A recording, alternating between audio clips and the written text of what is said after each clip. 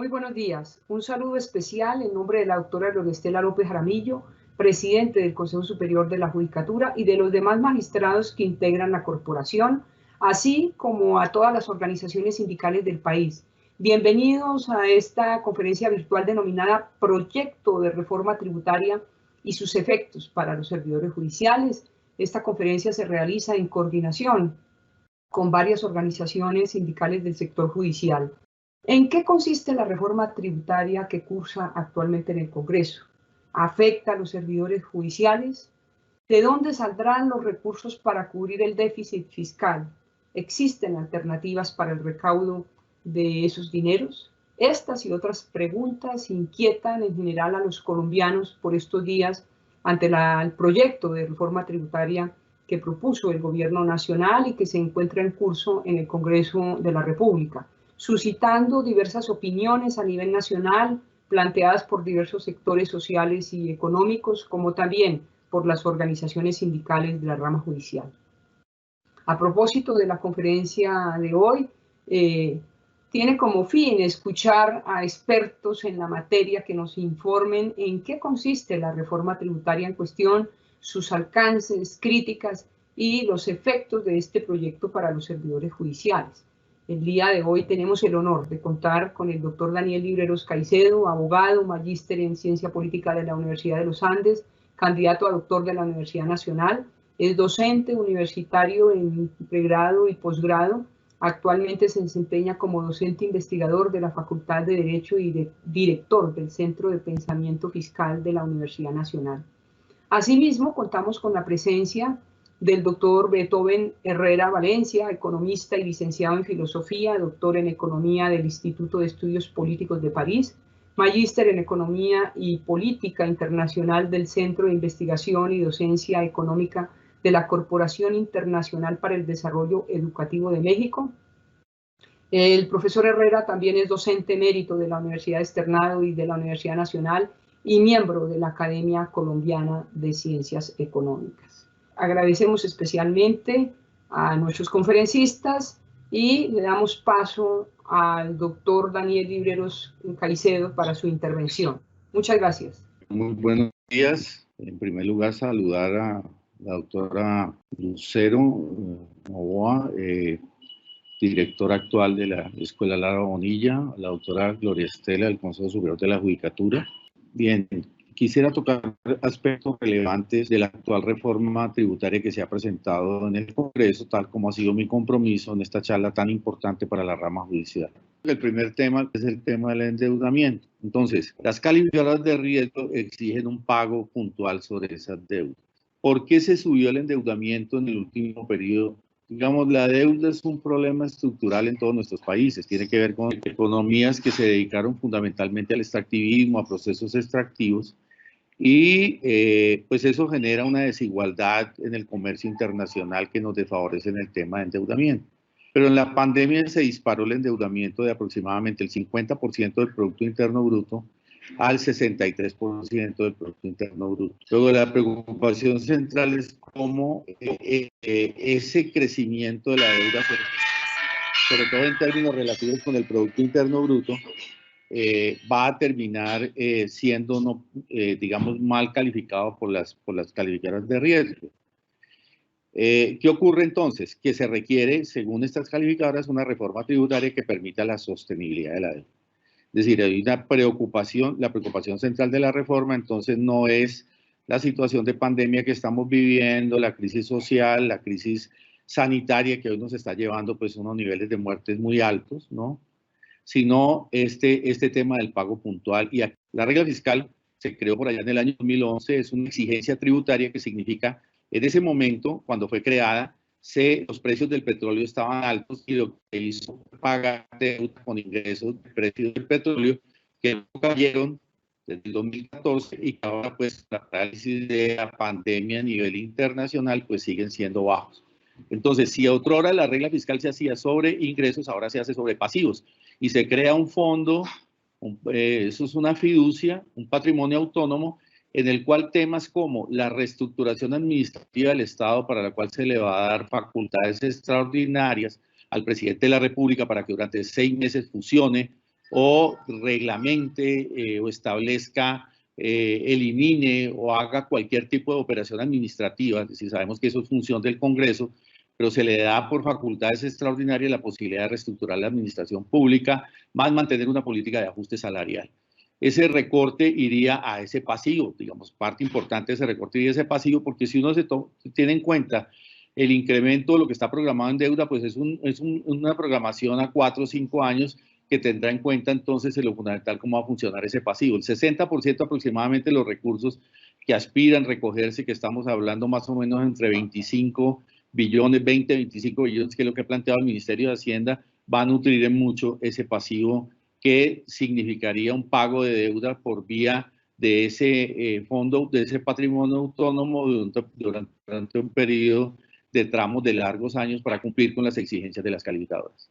Y a eso se suma pues lo que se ha discutido a propósito del IVA a la gasolina, a los servicios públicos, el bajar el umbral de la renta a personas hasta de 2.6 millones. El elemento deuda y el elemento reglamentación de nueva regla fiscal, sostenibilidad deuda a mediano plazo y una política de obtención de recursos sobre capas medias, sobre profesionales y sobre sectores amplios de la población es un tema recurrente. Segundo punto que quiero resaltar es los castigos tributarios. Ya dije más o menos los que van a ser sobre las capas medias y sobre el conjunto de la población. Pero hay un asunto que se viene discutiendo mucho a nivel internacional. No sé si ustedes conocen hasta las declaraciones del Vaticano, la famosa encíclica Fratelli Tutti, lo que se viene diciendo a propósito de desigualdad, el debate internacional de Piketty y estos economistas internacionales que están mostrando un elemento muy grave, y es que el 1% de los súper ricos, como se conocen hoy en el mundo, concentran aproximadamente el 60% de la riqueza mundial, de los activos riqueza mundial. Entonces es una preocupación muy grande que ahora en el contexto de la pandemia está llevando a que países como Chile o que discusiones en Europa estén planteando la necesidad de que urge un impuesto sobre las grandes fortunas. En el Power, en la presentación que yo les envié, que queda pues como parte de lo que puede ser la memoria de este evento tan importante, se muestra que en el caso colombiano, esa es una investigación que hicimos en el Centro de Pensamiento con uno de nuestros colaboradores, Jorge Spitia, se muestra que el 51% de los ingresos declarados por personas naturales se concentra en el decil más alto de la población. ¿Y qué es ese decil? Porque lo que se hace es que se establece por deciles, del 1 al 10, o sea, la gente de acuerdo a ingresos se estabiliza por deciles y se hace un seguimiento de sus ingresos y resulta que el decil 10 tiene 300 veces aproximadamente más riqueza que el decil 1.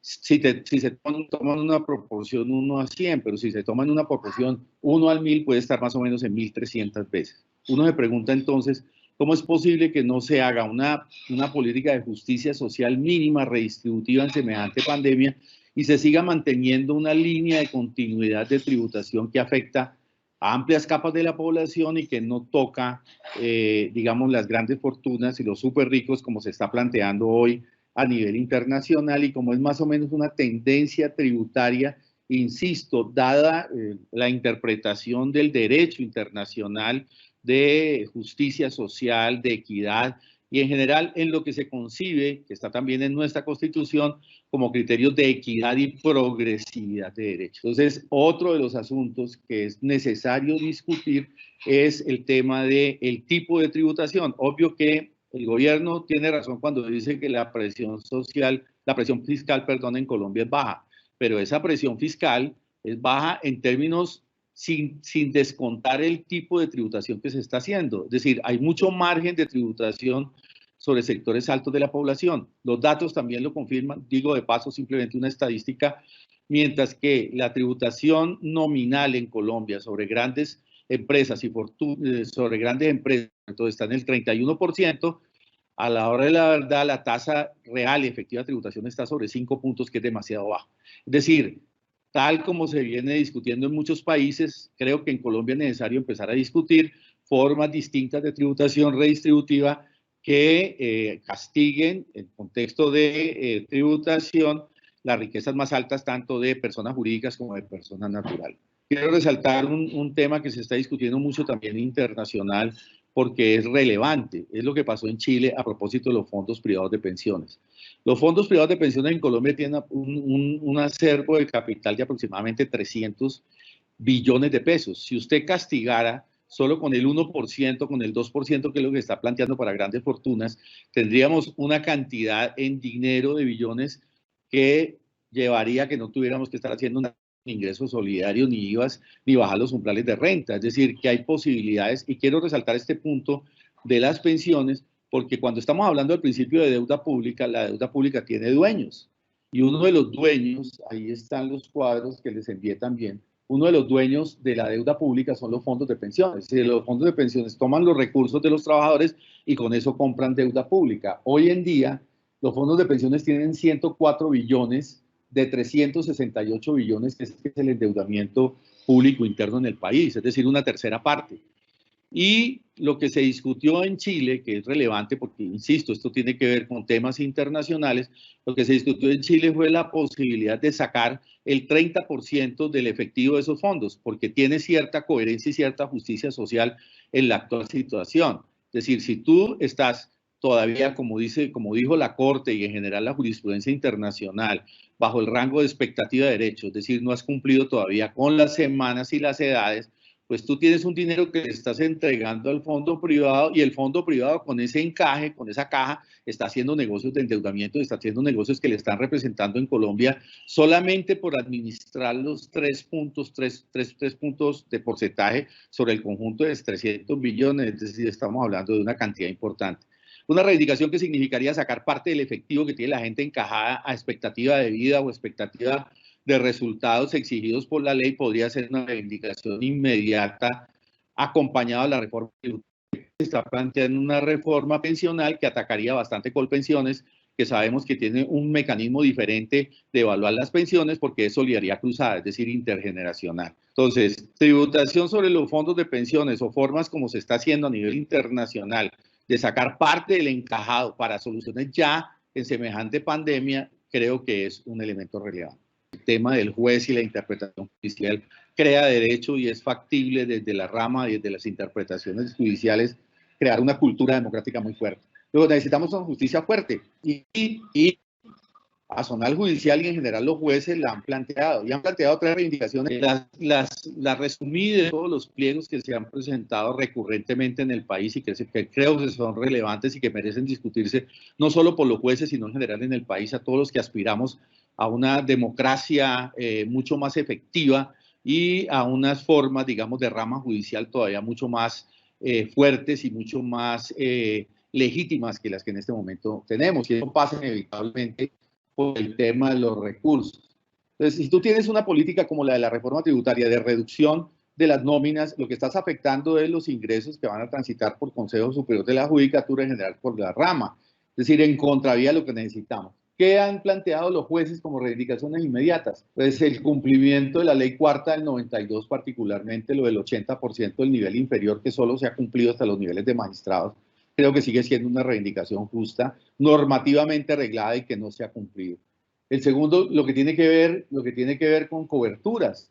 En Colombia, la cobertura de un juez, o sea, la responsabilidad de aplicación de justicia sobre franjas de la población es mucho más amplia que la que hay en promedio internacional. Esto ha sido reconocido incluso por la OCDE. Y el tercer elemento que es muy importante es la autonomía de la rama judicial. Es decir, mientras la rama judicial siga dependiendo de lo administrativo en los giros del Ministerio de Hacienda en general, en la definición del presupuesto, pues es de alguna manera incluso también reconocido internacionalmente como un aspecto que digamos, no digamos que liquida o algo por el estilo, pero que sí estorba, por decirlo mínimamente, lo que puede ser una justicia autónoma como la que necesitamos en el país. Luego, la rama creo que, y además, la indicación que debe ser compartida por el conjunto de la población, requiere estos requisitos. Entonces, si pensamos como ciudadanos, más allá de la rama, ¿no es cierto?, tenemos que pensar en que a mí realmente me dejó sin insomnio cuando vi los datos del PAN. Y simplemente voy a citar una frase que hizo por Twitter Juan Camilo Restrepo, que todos sabemos pues que es una persona de reconocida figuración pública en el país, ¿no? Cuando vio su reacción inmediata que hizo por Twitter cuando vio los datos del DANE, de las encuestas de hogares del DANE que se entregaron ayer a propósito de cómo se ha incrementado la pobreza durante la pandemia. Entonces, lo cito textualmente, el Twitter dice: 1.700.000 hogares, acaba de reportar el DANE, no tienen ingresos suficientes para adquirir 3 comidas al día. Pongamos que 4 miembros promedio por hogar, es decir, 6.800.000 personas colombianas están aguantando hambre en Colombia. Juan Camilo Restrepo. Es decir, la situación de la pandemia ha llevado a unos niveles de gravedad en una economía informalizada y con incrementos de desempleo, que estas son las estadísticas reconocidas oficialmente por el DANE. Es justo desde el punto de vista de los derechos humanos en general, de nuestras interpretaciones constitucionales, es justo sacar tributación sobre la población y no sobre los que incluso concentraron más riqueza, porque la particularidad es que la gestión de la pandemia le entregó recursos fundamentalmente a los bancos, y los bancos hicieron y deshicieron a propósito de decisiones, incluso no se les limitó posibilidades de controlar dividendos, utilidades y demás, y han podido a placer obtener ganancias de 5.6 billones de pesos en una economía totalmente paralizada, es decir, una política que fue fundamentalmente al sistema financiero y no a la población. Estas son las consecuencias. Y lo segundo que quería plantear también como parte de esta calamidad que estamos viviendo es la situación de las microempresas. Un informe también, estos son cosas pues que han salido en la prensa, que han fluido, que son públicas. Un informe de noviembre de la propia W Radio muestra que el 80% de las ayudas del PAE, el Plan de Estabilización de Empleo, del Plan de Ayuda al Empleo, fueron fundamentalmente a los grandes grupos de la población, es decir, a las empresas donde están los grupos financieros grandes, y solo el 9% a las micropymes. Ustedes han visto que el marco de la informalidad que hay en el país, uno de los grandes reclamos y la gente que está en la oye, esta las micropymes. Entonces, en una situación de esas, con una gestión que sirvió fundamentalmente a mantener una concentración de la riqueza, incluso la aumentó en algunos casos, como en el sector financiero, es injusto y no es jurídico, digamos, en términos del derecho, ya en las formas que han presentado constitucionales e internacionales, hacer una tributación de estas características. Es decir, la gestión de la pandemia no ofrece resultados, y hay una preocupación adicional, es que no vemos resultados inmediatos, no solo en Colombia, sino a nivel internacional, sobre una salida eventual en el tema de esta pandemia. Último punto que quiero colocar y que es muy importante, digamos, que lo discutamos, insisto, como ciudadanos más allá de la rama. Intenté presentar los temas de la rama, que son, claro, bastante grandes y bastante dificultosos, pero en general como ciudadanos, y diría como ciudadanos no solo colombianos, sino ciudadanos del mundo. Esta política de privatización, que como les digo, pues ha sido en muchas partes cuestionada, incluso toqué ahora incluso por la jerarquía vaticana, tiene hoy en discusión en la pandemia un tema clave, que es el asunto, y prolongo este tema de la presupuestación y este tema de la discusión que estamos teniendo en Colombia, porque aquí la gente está hoy enfrentando la reforma tributaria, pero está enfrentando también es una política mucho más global. Tenemos que discutir como ciudadanos, ¿no es cierto?, más allá de simplemente la rama y demás. Y hay un tema relevante que está haciendo una discusión internacional muy fuerte, y es cómo es posible que tengamos en este momento 3 millones de muertos por efecto de la pandemia, y las grandes empresas, es decir, Pfizer, las que conocemos que son las que tienen las patentes de las vacunas, no sueltan las patentes. Hay aproximadamente 120 países que están reclamando ante la Organización Mundial de la Salud que por favor suelten las patentes. Mira, nosotros estamos en una situación en donde en la sola India estamos asistiendo a 300.000 contagios día. En Colombia ya superamos la barrera de los 450 ayer. ¿Cómo no puede ser posible? ¿Cómo llegamos al nivel de mercantilizar tanto lo que antes era derechos, que hasta la vida y la salud, que es lo más sagrado del ser humano, no lo podemos garantizar porque está por encima un negocio transnacional de patentes? Si eso es así, nos obliga a discutir no solo ahora, sino a futuro, acompañar obviamente quienes están en este momento planteando esa discusión, pero sería muy importante que a futuro coloquemos nuevamente el tema de los derechos, y colocar el tema de la investigación en pandemias con comunidades científicas, patrimonios y presupuestos públicos que logre impedir, que logre cortar lo que puede ser una secuencia de pandemias que está colocando. Estamos prácticamente en una crisis civilizatoria y en una crisis que puede terminar en unas consecuencias devastadoras para la población. Luego el tema de desmercantilizar la salud y la vida, ¿no? Y creo que también hay que hacer coherente con eso, concordante con eso también, una discusión sobre la ley 100 y las intermediaciones de la EPS. A mí me llamó particularmente la atención que en Barranquilla, ayer salió el dato, 395 personas murieron en sus casas sin ser llamadas por las EPS. Es decir, estamos en una situación que amerita una rediscusión y recuperar como derecho público el asunto de la salud. Lo coloco más allá de lo que pudiéramos reivindicar hoy frente a una política fiscal, simplemente porque esta política fiscal está, digamos, de alguna manera llevada o contextualizada, traté de presentarla en las exigencias internacionales corporativas, deuda, exigencias de calificadoras en general. Y segundo, creo que es muy importante, porque estamos ya más o menos en el terreno de propuestas, que es lo fundamental. Creo que tanto los jueces como en general el pensamiento democrático en Colombia deben levantar la idea de una tributación justa que cumpla con los principios constitucionales de equidad, progresividad y no regresividad. Es decir, eso está en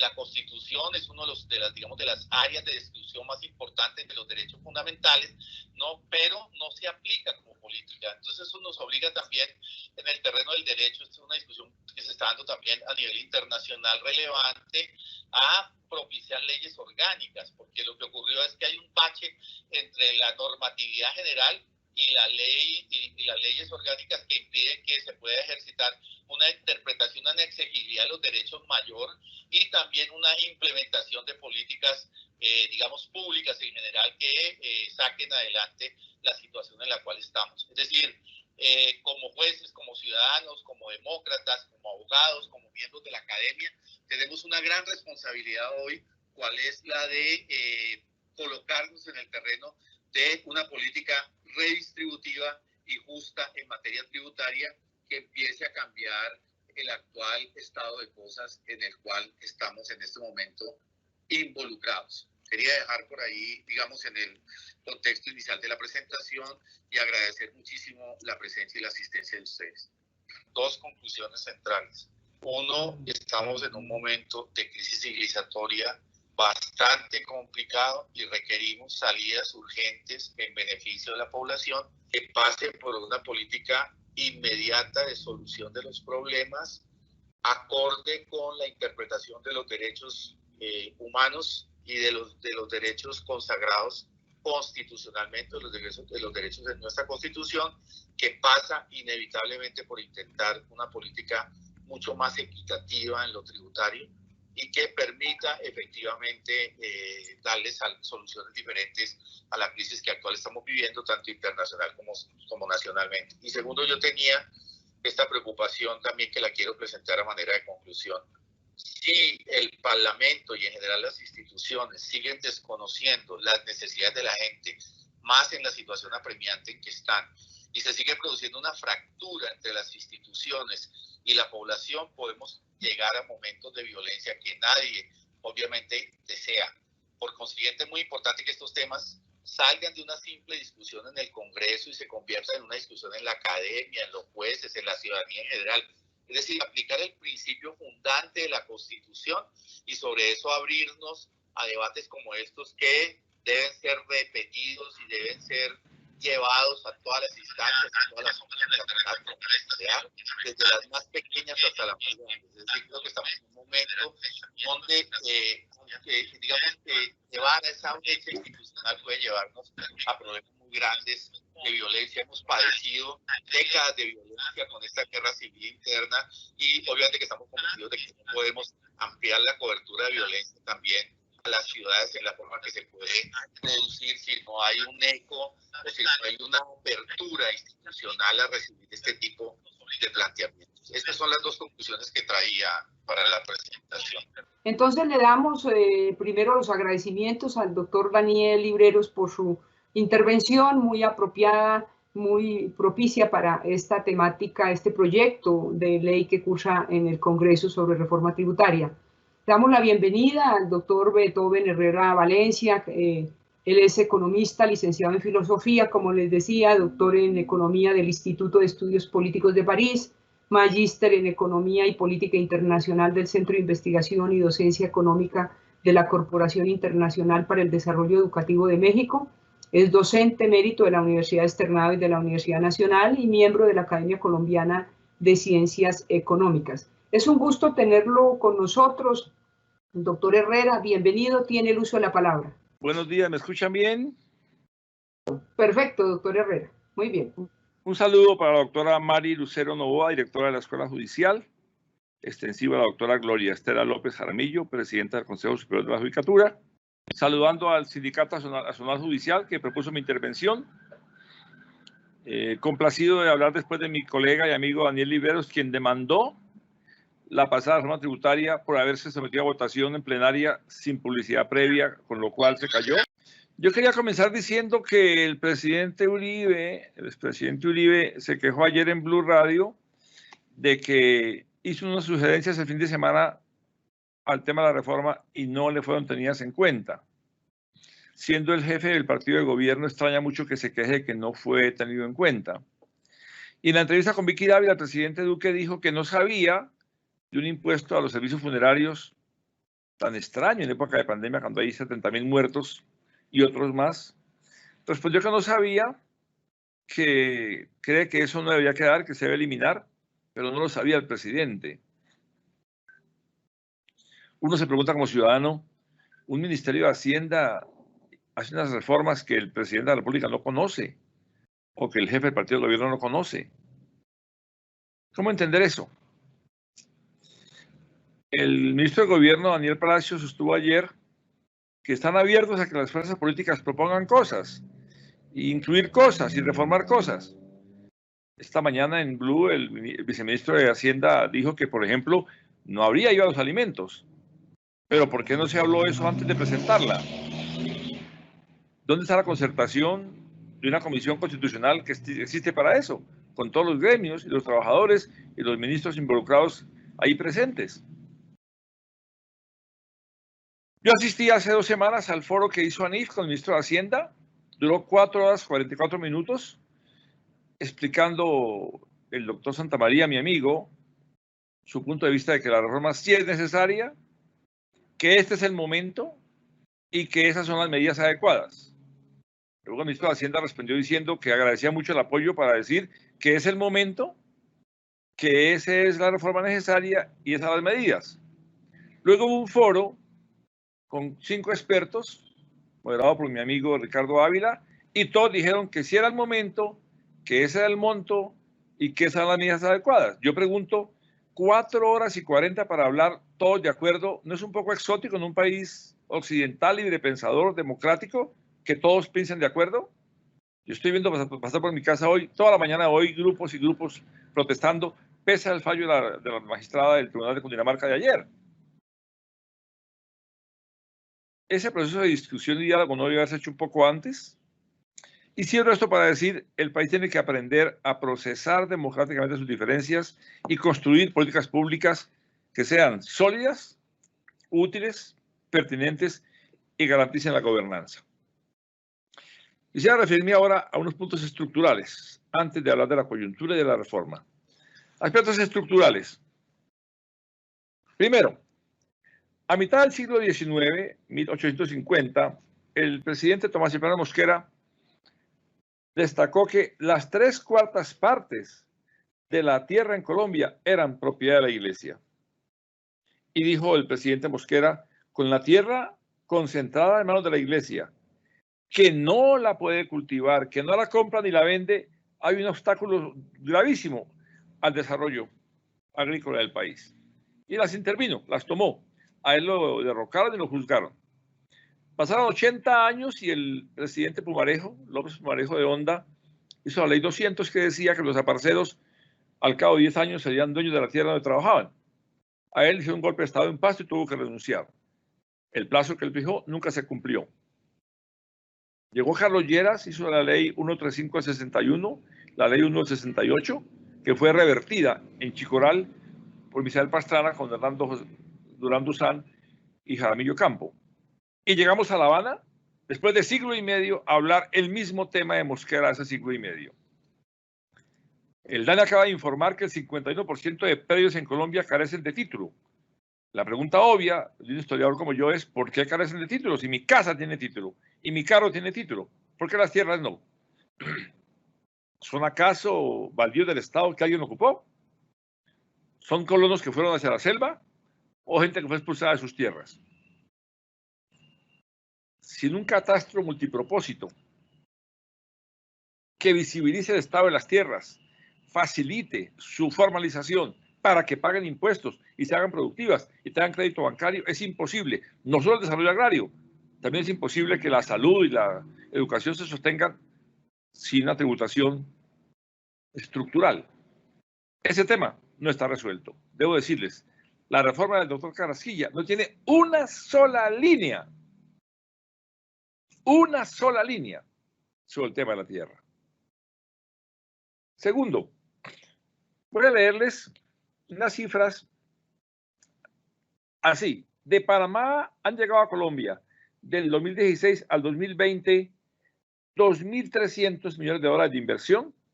En Panamá no hay industria, todo se trata de China, vive del centro bancario, la zona franca de Colombia está liquidada, vive del turismo, es plata que colombianos han colocado allí y la reintroducen como inversión.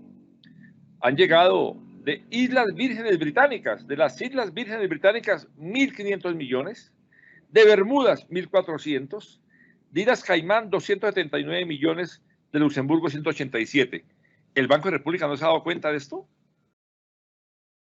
Debo decir con todo respeto por ustedes que el actual director de la Oficina Jurídica de Defensa del Estado fue el gerente en Colombia de la firma Mossack Fonseca, panameña, que sacaba del país capitales. Les invito a ver a todos, si no han visto el documental llamado La Lavandería, que está en Netflix. Actúan nada más y nada menos que Antonio Banderas y Meryl Streep.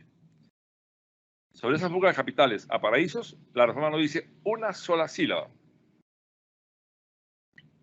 Se ha planteado, por supuesto, que haya amnistía, que lo repatrien y paguen impuestos. Mi pregunta es, ¿por qué el Banco Central y el gobierno toleran esa salida de capitales del país de esa forma? En tercer lugar, debo decir que las zonas francas, que ni son zonas, como dijo ayer el profesor Ferguson de los Andes, ni son francas, nacieron hace medio siglo como una plataforma para exportar. Por eso estaban junto a los aeropuertos, Palma Seca o El Dorado, o a los puertos, Cartagena, Buenaventura, Santa Marta. Desde 2002 se estableció que puede haber zonas francas unimpresariales, como diría Guillermo Perry, una zona franca del patio de su casa. Esa zona franca paga 15 puntos menos de renta que las demás industrias. Y no paga IVA porque se supone que los productos que va a vender hacia el exterior. Por supuesto, importa equipos sin pagar arancel. Pues bien, el balance que ha mostrado Diego Prieto en portafolio dice que solo exportan el 0,04 del total de los bienes que el país exporta. Lo que exporta las zonas francas, que generan 50.000 empleos, es la mitad de un punto de exportaciones de Colombia. Primer problema. El segundo, venden en el mercado nacional sin haber pagado el IVA, con lo cual hacen un dumping, se llama la economía, a esa competencia desleal desventajosa contra aquel que sí pagó el IVA. Y según cálculos de Diego Prieto, la evasión no pagada en IVA es de 1.900.000 millones. La evasión no pagada en renta es 500.000 millones y no se justificaría mantenerlas. Por esa razón, la misión creada por el gobierno de expertos internacionales sobre exenciones recomendó no prorrogarlas. Y la víspera del informe de la misión, el ministro de Comercio, mi amigo, economista brillante, decano del Rosario, rector del Rosario, promulga un decreto exactamente en contravía de lo que dice la misión. Yo pregunto, ¿para qué fue la misión? ¿Para qué se hace una misión a la cual no se le va a hacer caso? La misión, por ejemplo, también dijo lo siguiente, que se elimine el 4 por mil. Todos pagamos 4 por mil cuando pasamos plata de una cuenta a otra persona. ¿Qué ha dicho el gobierno? Que eso no se puede hacer porque es un impuesto muy bueno, decimos pulpo en lenguaje coloquial, se capta fácil, y aunque han dicho que es mal impuesto el FMI y la CEPAL y todo el mundo, porque está en contra de la bancarización, desestimula el uso bancario y promueve el uso efectivo con fleteros y atracos y demás, pero el gobierno ha dicho que no lo va a tocar.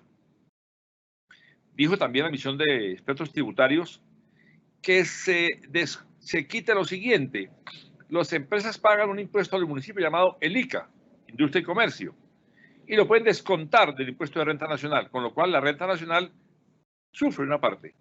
Propuesta a los expertos: que ese descuento no se haga. El gobierno no lo tomó en cuenta. Voy cerrando entonces este ciclo para decir, si el presidente Duque no estaba enterado de los servicios funerarios grabados con IVA, ni el presidente Uribe fue atendido el pasado fin de semana, ¿cómo entender uno que tampoco hagan caso a la misión que el gobierno conformó? La reforma se presentó hace una semana al Congreso, ayer cumplió una semana de presentada, y ocurre algo muy curioso, y es que la ANDI, un gremio muy importante del país, quizás el gremio más importante del país, dijo hace ya 3 semanas lo siguiente: ofrecemos como gremio, ofrecemos un sacrificio fiscal a cambio de que no graben los alimentos de la gente ni graben los servicios de la gente. ¿Qué ofreció? No acogerse al ICA de municipios descontado de la renta nacional, no beneficiarse del descuento en renta de 3 puntos que le dio el doctor Carrasquilla en 2019 y aceptar el impuesto al patrimonio de 1% arriba de 5.000 de patrimonio. ¿Alguien puede explicarme por qué razón la ANDI dijo eso antes de que se radicara la reforma? No le fue respondido, no le fue aceptado, no se incluyó en la reforma, ni se mencionó en la reforma. Hoy dijo el viceministro Londoño que sí, que podría ser. Después de la bulla, después de las marchas y del fallo de la magistrada de ayer, después de toda la inconformidad que ha habido, yo les digo con todo ese respeto, no entiendo que alguien ofrezca ser grabado y no le acepten. También ANDI ofreció traer vacunas pagadas por firmas privadas para vacunar a los maestros de Colombia y que vuelva a la presencialidad. Le respondieron que no, que eso introduciría un desorden en un plan de vacunación que comenzó 2 meses después de Chile y ha vacunado al 3% del país contra el 13% en Chile. En Chile, un presidente de derecha, empresario, importó vacunas chinas sin pensar que la vacuna tuviera un chip ideológico comunista posiblemente. Déjeme hablar algo sobre lo que la reforma incluye. Estando en Dinamarca y Noruega hace 2 años me encontré que el 80% de autos ya son eléctricos. Y en Francia declararon que en 2030 no habrá un solo carro de gasolina. ¿Alguien puede decirme por qué Colombia sigue viviendo el carbón? Ya se fue Fenoco, ya pidió Glencore devolver los títulos mineros, ya la Drummond de Valledupar está devolviendo a la gente con retiro voluntario. Colombia preparó su transición energética hacia energías renovables.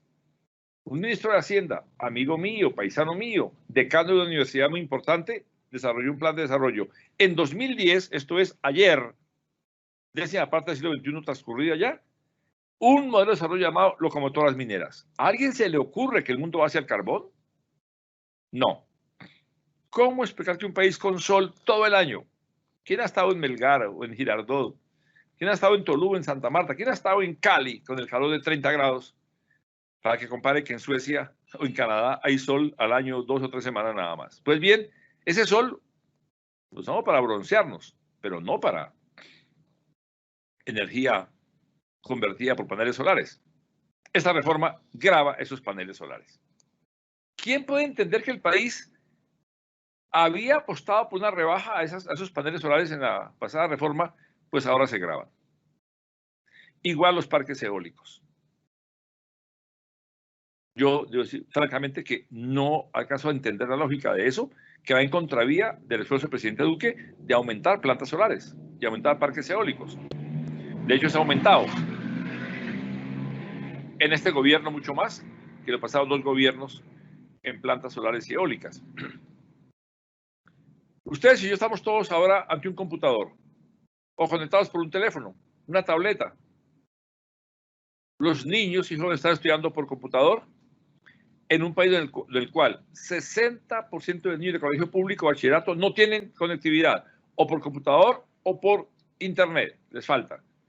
y la casa se volvió lugar de vivienda, restaurante, dormitorio, lugar de trabajo, lugar de clase. Uno debe pasar al papá en toalla mientras el niño recibe clase o turnarse el computador, los hermanos. Acaban de colocarle IVA a los teléfonos de media gama y a los computadores y a las tabletas. Yo debo decir, no que no me gusta, voy a decir algo peor, que no se entiende. Que no se entiende que hoy que el comercio opera por vía electrónica y el trabajo es trabajo en su casa con una ley nueva al respecto y la clase es virtual, a alguien se le ocurra grabar teléfonos, tabletas y computadores. O el alojamiento en hosting, el alojamiento en páginas web. Asimismo, es muy sorprendente que se haya hecho el cambio en servicios públicos. Hasta ahora, los estratos 5 y 6 pagan una sobretasa de 20% para subsidiar la energía eléctrica y el gas, estratos 1, 2 y 3. ¿Qué ocurre ahora? Que se quita esa sobretasa y se vuelve impuesto de IVA 19%. Parecería en teoría más bueno quitar el 20 y poner el 19. Claro, pero incluyen al estrato 4, que no estaba grabado antes. No cabe duda ninguna que esto va a generar un pesado costo para la clase media. El doctor Junco de la DIAN ha dicho en Espectador del sábado pasado que la clase media sale a romper Transmilenio, a hacer grafitis y barbaridades. No sé si es la forma de conseguir consenso para la reforma decir eso. Está publicado en El Espectador. E incluye IVA a las toallas higiénicas de las mujeres. La Corte, en la pasada reforma, derogó esa medida porque afirmó que la mujer no tiene decisión sobre menstruar o no, es su condición de mujer. Y en estratos pobres no puede la persona adquirir esos bienes, y menos si se le graba con IVA del 19% o del 5%. Pues bien, eso aparece allí, como aparece el gravamen a los servicios funerarios en época de pandemia, cuando hemos enterrado 70.000 seres queridos muertos y otros más. ¿Y qué tal decir del peaje en la entrada a las ciudades o el aumento en la gasolina? Paro ahí la numeración porque esto se ha hablado mucho y quisiera hacer una visión más estructural y sistémica de un país que requiere desarrollar energías alternativas renovables como el aire, el sol, la biomasa o el aire marino, que requiere potenciar la inclusión digital si queremos estar al tanto en esta pandemia. Ustedes saben que en Uruguay, a la semana de pandemia, estaban los niños conectados con tabletas que el Estado entregó a cada familia, a cada niño, con software adecuado, con guías didácticas para profesor y estudiante. Pero no se hizo a la víspera. Hay un programa de eso llamado el Plan Ceibal. Si quieren buscar en Google, Beethoven Herrera, Uruguay en la pandemia, está mi artículo de portafolio sobre eso. Y el mundo de hoy, llámese el comercio electrónico, llámese el trabajo en casa, llámese la virtualidad para el estudio, llámese eso, pasa por la conectividad. Hay que estimularla. Yo quisiera no ser muy redundante, ustedes han hablado ya sobre esto muchos tiempos, solo decir que el diseño de la política pública debe consultar a los actores sociales. En este caso, eso no ha ocurrido. La ANDI ha ofrecido, y Cambio Radical también propuso lo mismo, que se venda una parte de Ecopetrol, que se agilice la venta de ISA. El Grupo de Energía de Bogotá, que es mixto, entre Bogotá y privados, ofreció comprar ISA y ofreció pagarla de contado y no le aceptaron. Ecopetrol ofreció comprar ISA y quedaba vinculada a una empresa que es mayormente pública y no le aceptaron. Ahora vamos a hacerlo de carrera, no se ha aceptado. Yo soy enemigo de vender la vaca y querer tomar leche y comer carne de la vaca. Uno no puede comer leche y carne. Si come carne, no toma la leche. Si te va a tomar leche, no mata a la vaca para comer carne. Activos públicos que produzcan deben mantenerse. Última idea, el Banco República. El Banco República desencajó 9 billones de pesos, 3% de encaje de cuentas de ahorro, 3% de cuentas corrientes, 1% a los CDTs y generó 9 billones de pesos que se supondría llegarían a las pymes, que generan 75% del empleo del país. Dice Rosemary Quintero de ACOPI, no le llegó la plata, no le llegó la plata. tocó ahora un proyecto de ley que obliga a que las pymes, de que la banca privada le entregue a las pymes una parte del crédito por obligación legal, lo cual ya no hacíamos, porque es una medida indeseable. Va a tocar hacerlo así. Pero la banca tuvo que ser obligada por una ley de mi alumno David Barguil, conservador de la costa y árabe, a que no nos cobren sobretasa o multa por prepagar las deudas como ocurría hasta el año pasado. Hizo falta una ley para impedir que nos multen por prepagar o para bajar costos bancarios. ¿Qué pasa ahora?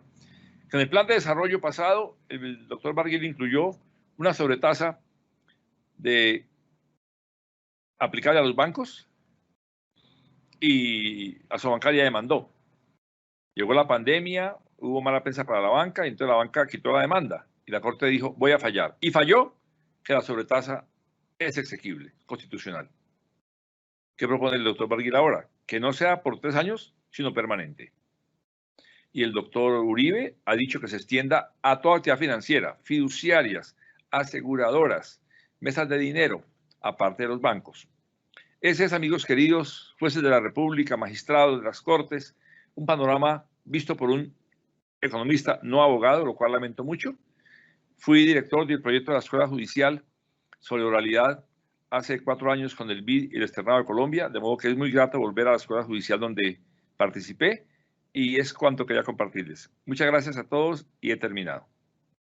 Nuestro agradecimiento especial al doctor Beethoven Herrera Valencia y por supuesto al doctor Daniel Libreros por sus claras y reflexivas explicaciones sobre los efectos del proyecto de reforma tributaria que cursa actualmente en el Congreso. Agradecimiento también a las organizaciones sindicales y a los servidores y servidoras judiciales y a todas las personas que actúan en el sector justicia y se han interesado en esta conferencia. Y a propósito del tema de hoy, nos despedimos con una frase del político español José Díaz Ramos. Los sindicatos no son organismos desligados de la política, toda vez que se inspiran en los principios de la lucha de clases. Muchas gracias, feliz tarde para todos y todas.